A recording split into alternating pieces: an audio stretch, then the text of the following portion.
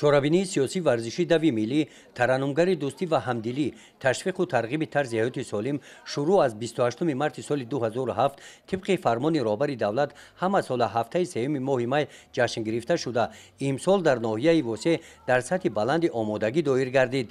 در دایره نقشه چورابینی های بخش کار با جوانان و ورزش دوی ملی از ماراتون ولسپدرانی آغاز گردیده بعد انجام آن ماراتون دو شروع گردید.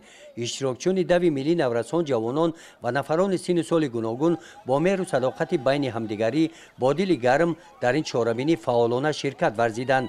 این چورابینی سطحی جمهوری با اشتراک نمایندگان تشکیلات و مؤسسه‌ها، جوانان و نورسان حس بلند ملی و احساس گرمی وطن دوستی و وطن پروری را ifade کردند. موافق نظامنامه غالبان دوی ملی در ناحیه واسع از روی سن سال کلانسالان، جوانان، نورسان و زنان معین کرده شدند.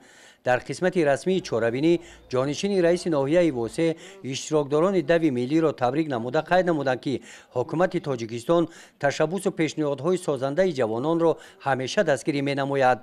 نورسان و جوانان ما جواباً با این غمخواری ها تمام سعی و تلاش خویش را به پیشرفت سرزمین اجدادی حمایه وطن روانه می‌سازند.